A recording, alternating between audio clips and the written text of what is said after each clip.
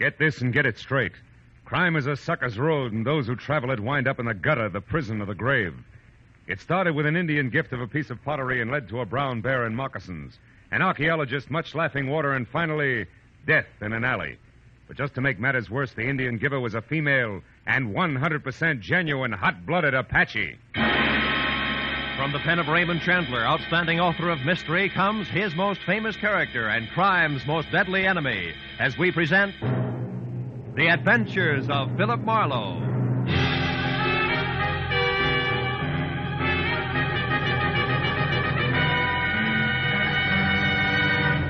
Now, with Gerald Moore, starred as Philip Marlowe, we bring you tonight's exciting story, The Indian Giver.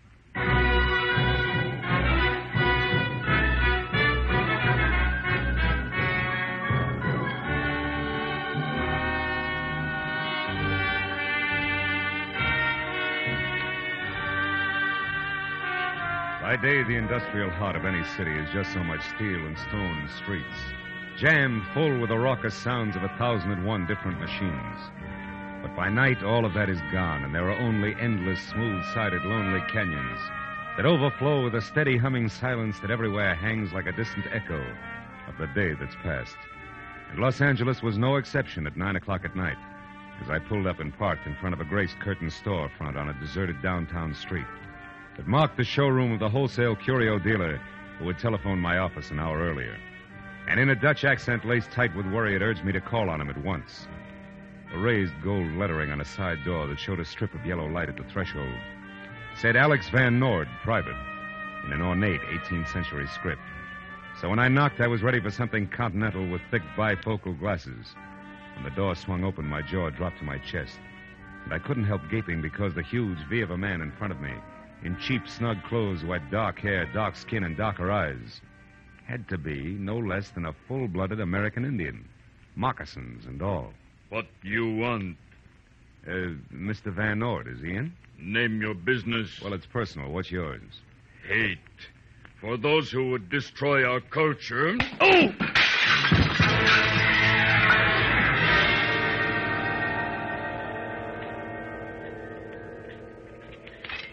Oh. Mr. Marlowe. Mr. Marlowe, let me help you up, sir.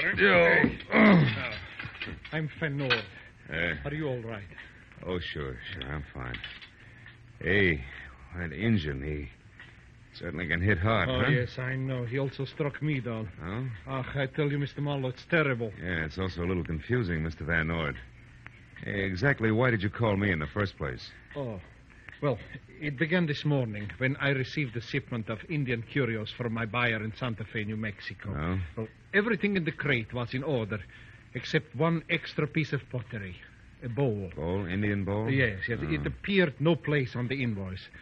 Oh, I didn't pay much attention to it till I noticed that the 2-inch wide band of inscriptions near the top were not like any others I'd ever seen. Inscriptions, huh? Yeah. No, you mean those Indian signs, broken arrow, deer wigwam kind of stuff? Yeah. So my curiosity was aroused, and I called my representative in Santa Fe. Uh-huh. However, he knew nothing of the bowl either, so finally, I put it in my display window there and forgot about it. Until about noon, when a frail, sandy-haired man stepped in. You know his name? No. Only that he said he was an archaeologist and that he wanted to buy the bowl. He refused to sell it, huh? Why? For 2 reasons, Mr. Marlowe. One, I could see that he was fighting hard to control his enthusiasm. And 2, I had no idea what to charge for the bowl. Mm-hmm. I told him to come back tomorrow again, and then I removed the bowl from the window. It wasn't until 5 o'clock that the second visitor appeared. Another archaeologist? No. A beautiful girl named Mona Waters. Oh. She was very sophisticated, wore an expensively tailored white, smart suit, no jewelry she wore whatsoever. Mm-hmm. She described the bowl I had placed in my storeroom perfectly, and then asked if I had seen such a piece of pottery or if I had one for sale. I said no. Same reasons? More or less. Mm-hmm. Anything else, Mr. Van Noord? Well, there isn't much more. The young lady gave me her address, the Walker Hotel on Wilshire Boulevard, room 515. Walker Hotel. Asked me to call her if I came across a bowl like the one she described. Then she left. Naturally, my interest at this time was near the bursting point. Naturally. What'd you do about it? The only sensible thing I knew of. At 6 o'clock, I closed my place and I went to the public library to borrow a book on hieroglyphics of the Indians of the Southwest. When I got back, I found the rear door forced and poof, the ball was gone. And you called me, huh? Yes. Then this Indian shows up. He claims I would rob his people of everything, and then he hit me. Makes perfect sense to him, no doubt. Yes. No. Will you try to recover the ball for me, please? Well, if you can answer one question without stumbling, yes. Huh? Why no police, Mr. Van Nord? Because objects of art, Mr. Marlowe, aside from their intrinsic worth, and the clay bowl has none, are only valuable for resale. Create a public disturbance, such as the police, and the thief will destroy the object and another day steal again. Mm-hmm. No, please, you try, Mr. Marlowe. Yeah, I'll try, all right, Mr. Van Nord. And when it comes to our two-fisted brave who's so crazy about the preservation of Indian culture, I'll try real hard. Good night, sir.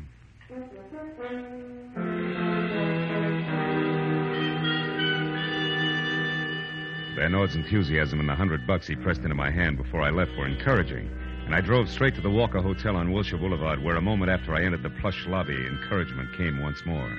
Because gliding from a travel agency booth toward a cocktail lounge was what my client had described as beautiful girl, expensively tailored, smart white suit, no jewelry whatsoever. But when we were both inside and at adjoining stools at the bar, where the soft lights accented her high cheekbones and jet black hair, I knew that Mr. Van Nord had skipped something important. Because in spite of a full mouth, neatly rouged, eyebrows penciled come hither, and a coiffure shingled vintage 1949, Mona Waters could also be full-blooded American Indian, which is what I was working on when she turned, blew a smoke signal in my face, and spoke with an accent that was about as Apache as Vassar. Don't let me make you lose your place, but do you mind telling me why you're staring? I collect the reasons for a hobby. You know, like some people save stamps. Uh-huh. And others pottery. Who are you? A ceramics fiend named Smith. Now, Mona, let's talk about you, huh? Why? Because I've already been offered $10,000 for the bowl. What? Good enough? You have the bowl where? Well, not in my pocket, honey. It's too bulky. I've got it tucked safely away outside in my car. Oh? Yeah, you know, you didn't hide it very well after you stole it from Van Nord. You've been in my room. Could be. Now, do we talk business, yes or no? Yes. What do you want to know? Well, for one thing, what's the bowl to you? Everything. It's mine. All mine, via primogeniture. Which is Apache for what? Listen, Mr. Smith. I'm an Indian, all right, and an Apache at that. But I was born in a duplex, not a teepee. I drink martinis, not firewater, and I've got a Mills College diploma and an IQ that'll probably make yours look sick, so let's clear the air in a hurry. Yeah, well, that's clear enough. Yeah. Now, smart boy, my late Uncle George Waters, also known as Chief Laughing Waters, giggle if you want to, owned the bowl you want $10,000 for. So? So a long time ago, he willed it to my father. However, my father died a year ago, leaving only me as heir apparent. Hence, that bowl is mine. All mine, via primogeniture, which brings us right back to where we were. Except you haven't mentioned why the bowl means so much to you. And I won't. No, will you pay the $10,000, huh? I didn't say that. And I won't say anything more until I see that bowl. Now, I've got to make a couple of calls. Should take about 20 minutes. After that, I'll be in my room. Please call before you come up. And if you don't have the bowl, Don't come up. Okay, baby, fair enough. So long.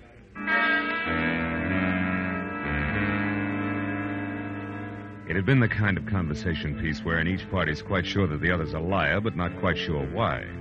So a moment after I was on the sidewalk and out of Mona's sight, I darted for the side of the hotel in the rear entrance where I made my way to a self-service freight elevator that got me to the 5th floor, just as the Apache with gloss closed the door to a room at the far end of the carpeted hallway. I was about halfway there when it came.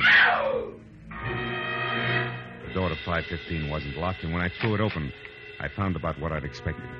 Mona slumped in a corner of the room, pride hurt only, and opposite her a wide-open window, which I figured led to a fire escape, until I was standing next to it and saw that there was nothing but sheer wall that plunged 5 stories to the sidewalk below. And on a line with the hotel's 4th floor, a rooftop, that at best was a good 15 feet away. When I closed the window and turned back to the room, Mona was already on her feet. That sly jerk. He waited till I had the door closed behind me, and then he swung. Oh, Reto, when we meet again. Oh, Mona, who? Did he get the bowl? Get the bowl? I thought you had that, Smith. I was kidding and you know it. Now, once more, who was it? His name, Mona. Jimmy Brown Bear. Jimmy which? Brown Bear. Smitty, a lot of Indians have Indian names. It's a custom. Try not to fall apart every time you hear one. I will if you'll stop being persecuted. I think Indians are all good Americans. Now tell me about the big brown bear. Okay. All right. He's absolutely sold the bowl's a priceless tribal heirloom the white man's trying to steal. He's plain nuts. Who else would try a jump like that from a fifth-story window? Yeah, quite a hop. If he actually made it. What do you mean if? Nobody fell. No, maybe nobody jumped either. Maybe you make up heap big story, baby. Hide bowl here in closet, then fall on floor. Tell Wild Tail or Screwball Apache. That'd be smart. Yeah, heap. But also smart if you take Long Nose out of Injun Girl's affairs before it gets blown off. Stand still, Buster. Oh, Tomahawk, caliber 38. How unfriendly. But effective. Now, Smith, what's your real name? Sammy Blue Ox. My father calls me... Junior, let me clear up a very important point. That Indian bowl, in some strange way, is the answer to the location of enough lost Spanish gold to keep you, me, and everyone we ever met off the bread line from here on out. Okay, I'm intrigued, but the point you were going to clear up. Just this. I've got a dandy idea where I can find both the bowl and Jimmy Brown Bear right now. That's something I want to do all by my lonesome. Now, back into that closet and keep quiet. While you head where? On the warpath, via bus. I'm a hot-blooded Apache, remember? So long, baby.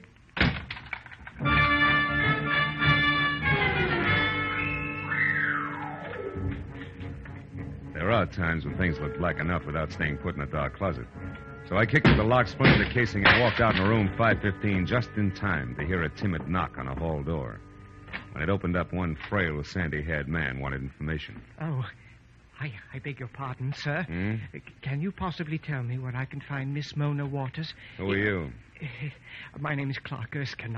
I'm an archaeologist. Yeah, I'm sorry, friend. I can't say any more than Miss Waters is out after a wild-eyed Apache who's got a piece of pottery tucked underneath his arm. What? Oh, not the bowl. It's supposed to be in Van Noort's place. Not Jimmy Brown Bear. Yeah, right on both counts, Mr. Erskine, but what makes the name Brown Bear ring a bell? You two met before? Well, we certainly have.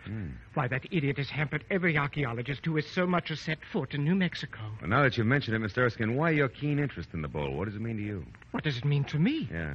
Well, my good man, those inscriptions circled around it are going to prove invaluable. Possibly another Rosetta Stone. An open sesame to the countless undecipherable writings we've already collected. About Spanish gold, maybe, huh? Spanish gold? Oh. Well, sir, what are you talking about? Nothing.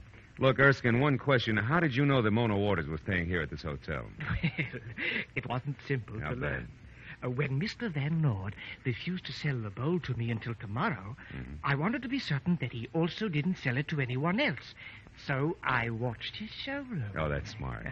Though when I saw Miss Waters there, I recognized her at once as an Apache, and I followed her here, where I found out her name and room number. Now, I'm going to wait for her until she returns. I'm not going to give up. That bowl means Now, too wait a much. minute. Wait a minute. Hold it, Erskine. You happen to know Jimmy Brown Bear's hometown? Come on, quick. Well, yes, I do. It's Sakona, New Mexico. Sakona, New Mexico? Yes. By bus. Thank you, friend. I'm sorry to have to leave you to do your waiting alone, but I got to catch a bus. But where, Mr. Marlowe? At the downtown Central Bus Depot to put cart before horse, to turn tables, a switch. In short, Mr. Erskine to track an Indian. So long.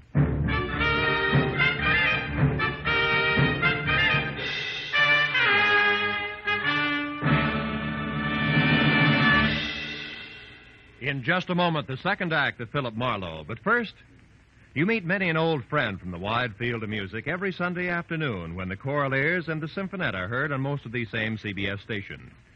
This Sunday, the fine voices of the Choraleers will recall such old favorites as I've Been Working on the Railroad, The Best Things in Life Are Free, and Janine, I Dream of Lilac Time. The Symphonette will bring you the overture from the Bohemian Girl, a Strauss composition, and a stirring march, among others. Be sure to hear the Symphonette and the Choraleers to find your old friends and favorites every Sunday. Now, with our star, Gerald Moore, we return to the second act of Philip Marlowe and tonight's story, The Indian Giver.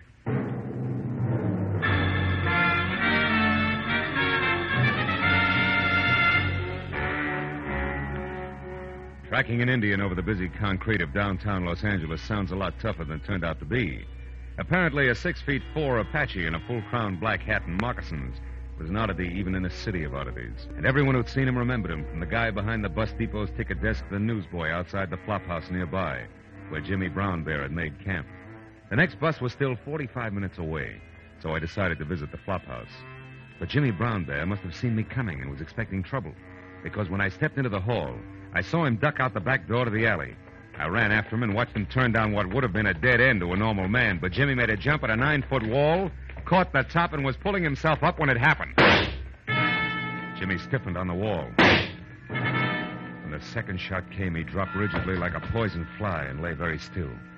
I started over to him, but stopped at the excited voice of a cabbie running toward me from the open end of the alley. Hey, mister. Hey, what happened? I heard a couple of shots here and I... Uh-oh. Yeah, that's what you heard. Holy mackerel. Hey, wait. That's the Indian. You mean you knew him, too? Yeah, I hauled him around in my cab tonight. Who did it, mister? You? Oh, don't be silly, will you? The shots could have come from any place. Any one of those windows, his own fire... Oh, yeah? Yeah. Well, between those buildings there, Hey, that dame running for the street. Will you get out of my way? Not so fast, buddy. You know her? Yes, I know her. Mona Waters. Brother, will you get the cops over here right away, will you? I gotta catch that girl. No chance, mister. She's long gone. Oh, no. Marlowe, is that you? Van Nord. Well, I certainly didn't expect to find you here. What in the world is going on here? Among other things, murder. Yeah, it's that Indian, Mr. Van Nord. The same one. What? Good heavens. Mr. Marlowe, did this happen because of the bowl? No doubt. Mona Waters just got away between those two buildings. Oh. I'm pretty sure she's the one who took the bowl out of your place tonight because Jimmy Brown Bear got it away from her later. Now, she's got it back again, and he winds up like that. Then you think the girl killed him to recover the bowl? Right now, I'm too balled up to think anything. Say, just a minute. How do you manage to show up here? Why, I started home in this man's taxi and found out that he was the one who brought Mr. Brown Bear to my shop tonight. Yeah, that's right. I picked the Indian up right out here on the corner. So we came down here because I thought if we found where the Indian was staying, it might be a help to you, Marlowe. You were waiting in the cab when he was shot? No, I started into this place alone, and then I thought better of it and came out to get you, cabby, to come in with me. And then I heard the shots. Mm-hmm. Now, look, Mr. Van Nord, you better keep your nose out of this mess. Huh? Go on home and sit on your curios. I'll call you when I got something.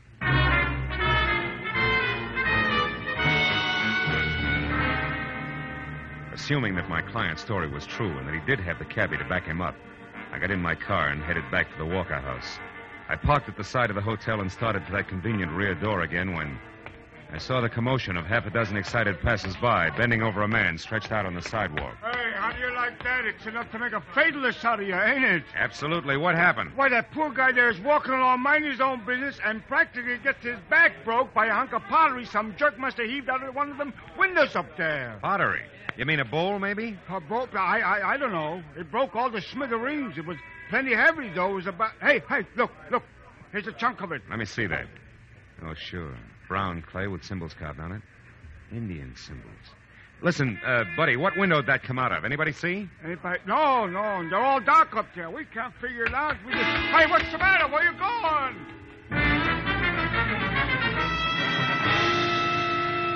There was no doubt about it. The broken piece of pottery I'd clenched in my hand must have come from the Indian bowl. I ran inside, rode the elevator up to the 5th floor again, and beat it down the hall to 515. Sprawled out on the floor inside was Clark Erskine, the archaeologist, making a valiant but wobbly effort to get back on his feet. I dropped the chunk of bowl in my pocket and gave him a hand. Come on, fella. Up you go. Come on. Was it? All right, take it easy. Now sit over here and tell me what happened to you. Where am I? Oh, who are you? Marlowe. Remember, you're in room 515 of the Walker House. When I left, you were waiting for Mona Waters, but I came back to find you spread out on the floor, as flat as that puddle of ink there on the desk blotter. Now, you take it. How come all this? Oh, yes, I remember now. I was struck. Yeah. But, Marlowe, the lights are out. And they're better left that way unless you want the room full of irate citizens. Who struck you? I have no idea. I was sitting at the desk there writing Miss Waters a note because I decided not to wait any longer when I was hit from behind. That explains the spilled ink. What about the open window? It was closed when I left. Open window? Why, that's strange. Strange? It's screwy. Nuts. What do you mean? Mr. Marlowe, just what is your position in this business? I'm a private detective working for Mr. Van Nord, and I'll tell you something else. Whoever slugged you opened that window and sailed the precious Indian bowl right out into thin air, 5 stories high. Oh. Smashed down there on the sidewalk. Oh, the bowl is gone? Destroyed? Mm-hmm. Oh, no. Oh, yes. Why, that's hideous. The markings on that bowl were priceless. Why, Marlowe, great Scott, why was it destroyed? That's what I mean. See, it's screwy. Oh, wait a minute. I'll get it. Hello? Miss Mona Waters, please. It's urgent. Interstate Airlines calling. She's out. I'll take the message. Oh, thank heavens. Well, we want to rectify a perfectly ghastly mistake. We're afraid the relief operator may have given Miss Waters 2:12 a.m. instead of 1:12 a.m. as the departure time of her plane tonight. But, baby, it's 12:30 now. If she leaves at 1:12... I know. We're just sick about it. Can she make it? I hope not. But I'll do my best to deliver your message in person. You're a dear girl for calling. Goodbye. What was it, Marlowe? Something important? Not archaeologically. I'll see you later. Oh, wait.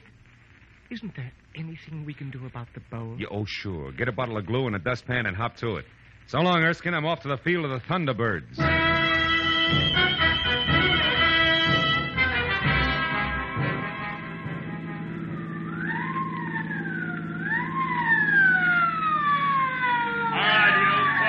Oh, fine. Now, look, officer, Never mind. Well, Mac, you're batting 1,000. You pulled out of the hotel driveway 2 blocks back, ran 1 full stop and a red signal getting this far. That's great. So what's your story? Been drinking? Not a drop, believe me. Now, look, I've got to get to the airport in a hurry. Why? Yeah, to catch an Indian girl. A guy named Jimmy Brown Bear was murdered tonight because a bowl was stolen. Wait a minute, hold it.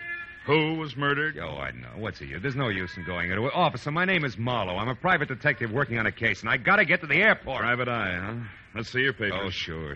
Here. They're all here. Yeah. Mm-hmm. Philip Marlowe, license number. Hey, what's eating you? What are you staring at? Blue black lines on the palm of my hand. They look just like... Holy smoke, they are. That's the answer. I got to get back to that hotel. It's a matter of life and death. Now, just Please, a minute. give me a ticket. Give me 3 tickets. Only let me get back to the Walker House right now, will you? Life depends on it. You better be right, Marlowe. Wait till I stop the traffic, then make a U-turn. Now, go ahead.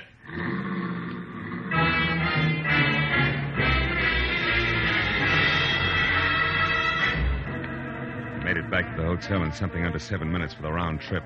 I ran for the elevator, waited for the car to come down, and when the gate opened, bumped head on into Clark Erskine himself.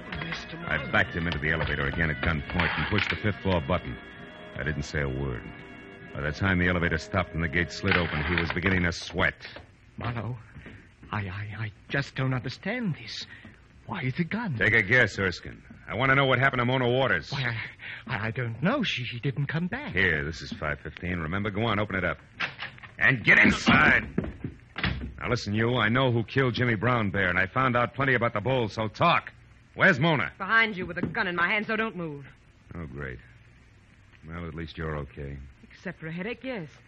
I just woke up in the bedroom with a heap big lump on my scalp, and I know a pale face who's going to pay for that. Drop your gun, Marlowe. Drop it. Now, who's this character here, and where's the bowl? Marlowe hit it, Miss Waters. I saw him hit you and take it. I tried to stop him, but he hit me, too. My name is Erskine. I'm an archaeologist. I only wanted to make a scientific study of the bowl, but this vandal here has destroyed it. Destroyed it. Marlowe! Pipe down, Red Wing, and listen. Before you start shooting, there's a lot of wampum at stake, if nothing else. Now, keep that in mind. Okay, Big Wind, start blowing. Speak your piece and keep it straight. He's a treacherous liar, Miss Waters. I know I'm braced for that. Oh, you sweetheart, you. All right. The inscriptions on that bowl were the key to the treasure, which is probably no news to you two. You didn't know how to work it, Mona. But Erskine here did. He found out that some of the lines were etched into the clay and others were raised, like the face of type in a printing press. Do I go on? Pray do, Professor. All right, now look. If you look closely, beautiful, you'll see ink on his fingers. Also, you'll notice that a bottle of ink poured out on your desk blotter there made the same kind of ink pad you use for a rubber stamp. That ink was spilled by accident. Now, don't listen to him because... Shut up. Go on, Marlowe. Well, after he knocked you out and left you in the bedroom, all he had to do was roll that wide, flat border of the bowl through the ink. Then roll it again over blank paper and it printed. What's more, baby, if we look real close, we'll find a perfect printed map on your hotel stationery stuck in one of his inside pockets. No, you don't. You'll never get the chance. Marlowe, the gun on the floor. Doc, Mona, lights out.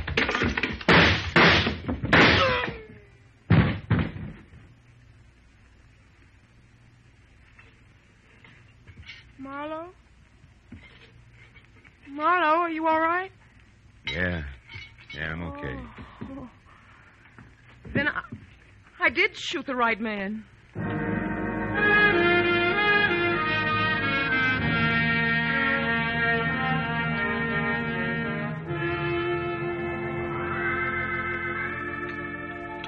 cream and sugar, Miss Waters? Thanks. Well, that's about the story, Mr. Van Ord. Mona here slipped the Indian bull into your shipment to keep it away from the guys she knew were after it. And, of course, she had to follow the bull here to L.A. Erskine followed her. I see. It's amazing, isn't it? Positively amazing. Marlowe, how did you discover that the intricate pattern on the bowl worked like a printing press? Oh, well, after Erskine had made his print of the map, he threw the bowl out the window to smash it so no one else could duplicate it. I got hold of a chunk of it and clenched it in my hand. I found out later, when I passed that cop my credentials, that the chunk of pottery had left separate, distinct lines of ink on my palm. Terribly clever. Isn't he, Mr. Van Noo? Oh, take it easy, baby. Indeed, he is clever, Miss Waters. But what of poor Jimmy Brown Bear? Well, Erskine followed me from the hotel to Jimmy's place and shot him, so I'd never have a chance to talk to him. He was a ruthless little guy, Clark Erskine. But if he survives that bullet wound, the state will get him for murder. Yeah. Oh, Miss Waters, you'll have to hurry and finish your breakfast so that you can catch your plane. But before you go, I have a little gift for you.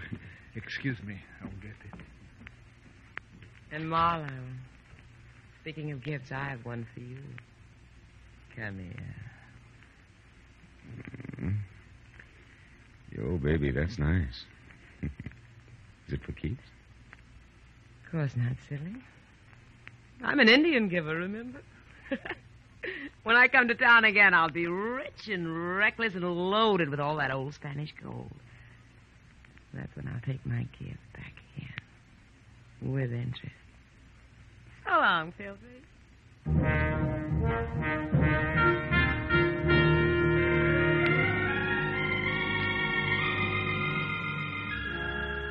Well, when I finally got home, completely fagged out at 10 o'clock in the morning, I took one look at my favorite chair, the big, deep, soft one, and then sank down into it good and hard. Ow! Ooh, something that felt like a broken beer bottle stabbed me. I reached for it, and it turned out to be the jagged chunk of the Indian bull I dropped in my pocket earlier. For the first time, I really looked at the hieroglyphics on it. There were 3 Indian figures. The first was breaking sticks into uneven lengths. The second was holding a small fish, and the third was running away with all the wampum. It took me a long time, but I finally got it, I think. The Indian picture message could only be translated one way. It had to mean, never give a sucker an even break. And right then and there, I thought about Mona and what she'd said. That's when I'll take my gift back again. With interest. So long, Paleface. So long, baby.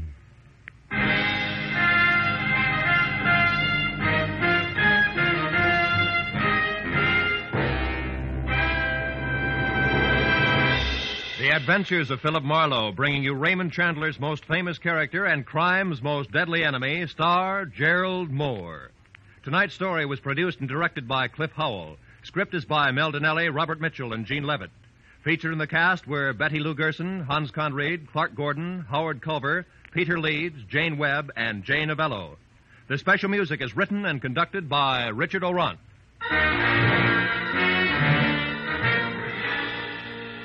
Be sure and be with us again next week when Philip Marlowe says... Inside of 2 hours, a lavish mansion seethed with suspicion. A sealed cabin filled with gas and an artist's retreat had a corpse on the floor.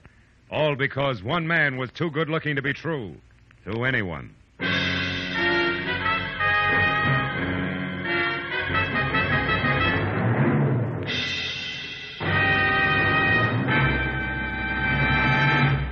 There'll be a couple of unusual twists for mystery fans on Gangbusters and on Basil Rathbone's adventure tonight. Gangbusters will present a former chief of detectives on the New York City Police, narrating the case of a bet on a long shot that ended in murder. Basil Rathbone's drama will find that suave gentleman going to jail himself in order to deliver a man to the police. This is Roy Rowan speaking.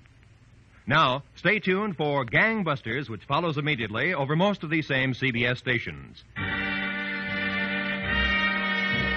This is CBS, the Columbia Broadcasting System.